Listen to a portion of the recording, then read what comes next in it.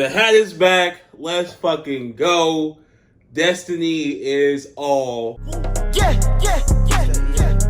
Woo, woo,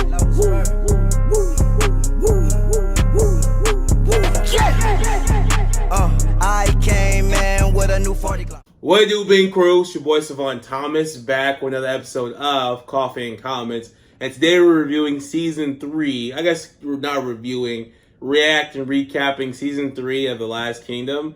And this one, the show's phenomenal, right? I'm loving each season as it goes on. And just at the end, I'm like, what are they going to do with the next season? Like, every single time they kind of kill all the plot lines, and it's just like, okay, how are they going to revamp this now?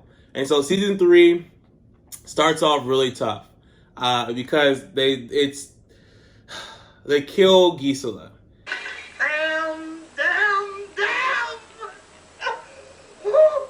And man, like every show I watch, I'm always hoping for the main character to have like a happy ending.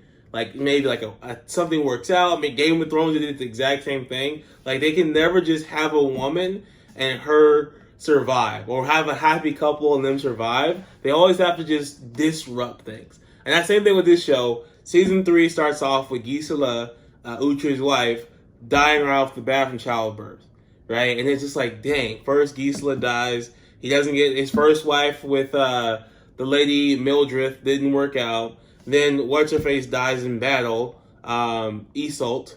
Then he has Gisela and she dies, right? And so it's just like this perpetuation of women in Uhtred's life that don't work out. And now you can add Brida as well, even though Brida wasn't really his woman, it was just his friend, but they were messing around. That kind of started the season off. And so Uhtred's pissed, he ends up killing a priest on accident, and he becomes an outlaw. And you would, again, every single season, you would think that these kings would just be like, you know what, it's Uhtred, like we'll give him a pass. But King Alfred, he just never does. Like the dude's like, he's a heathen, he's a pagan. He's like, I have to punish him for every single thing that he does. And his wife doesn't do any favors for Uhtred as well. So she's in his ear like, you gotta punish this dude because he's a pagan, right? But they're Christians, but obviously don't read their Bible because Christ came for all of them, not just for the people that have been called. But anyways, so it's interesting with the season and him being an outlaw and then joining the Danes and then leaving the Danes because of Ethelfred, or it's kind of weird. Everybody's name is Ethel something. Like you have Ethelwald, you have Elswift, you have Ethelfled, you have all these different people that have the name Ethelred, which Ethelfled is married to Ethelred, and he's trying to kill his wife, there's a lot of stuff going on here, right? So basically kind of map out what happens in Season 3. Uhtred's wife dies. He ends up killing a priest. Because he kills a priest, he's about to be sentenced to death, and so he escapes Wessex by basically holding Alfred, King Alfred, hostage, right? So he puts a knife to his neck. He then becomes an outlaw, and if he steps foot in Wessex, he's dead. So he goes to the Danes to his brother Ragnar. Ragnar is like, because Uhtred has now left Alfred, and Alfred's dying, like his health is deteriorating. People are realizing this, so they're planning on making a Great Dane army. Ethelwald is like kind of rallying the troops to lead to Wessex falling, because he knows Alfred's dying and Uhtred isn't there anymore. And so while that's going on, Ethelred, who is the Lord of Mercia, but king, he wants to be king, tries to kill his wife because his wife is basically a way better leader than he ever was. And so she sends word to Uhtred saying that, hey, I need your help. And so these Danish armies are combining. Uhtred's like, no, I gotta go help, Ethelfled, but that's the daughter of King Alfred. So everybody's like, why are you helping her? We need to capture her and her be our prisoner so we can go attack Wessex and basically kill King Alfred and take over Wessex.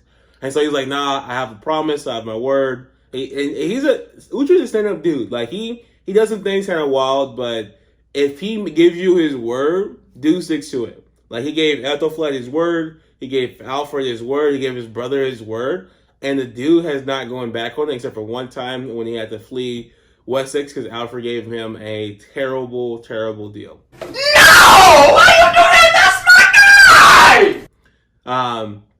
all that goes down. So then he saves Ethelfled, then finds himself back in the good graces of Alfred.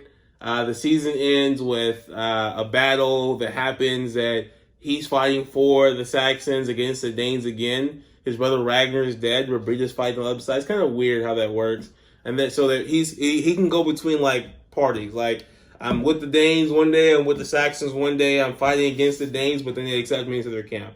Like, it's kind of weird how they just like, oh yeah, that's Uhtred. He's a Dane, but he's fighting against us, and he's killed a ton of Danes. Like, at some point, like, it's like, nah, bro, you're not a Dane. Like, you're not just gonna come and kill me, my people, and be like, yeah. At some point, you have to be like, nah, dude, like, no, you're fighting against us all the time. Like, no, you're done, dude. So it's interesting. But the season ends with Uhtred, them winning a battle. Alfred dies. Edward takes over, and then he's back in good graces and with Wessex, and he's not an outlaw anymore, and things end well. And so the overall season is really good. Like, again, I'm enjoying the story and kind of figuring out where things are going.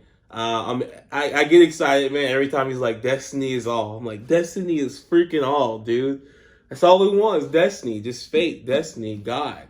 You know, he doesn't believe in God, but I do. Like God is all, destiny is all. We just live our days each day and just know that, good things are going to happen. I'm excited to see where season 4 goes. It may be something good. It may start to get terrible. Hopefully not. I've only heard good things about the show, so we'll see. I think they're gonna look towards Bebbanburg now in season 4.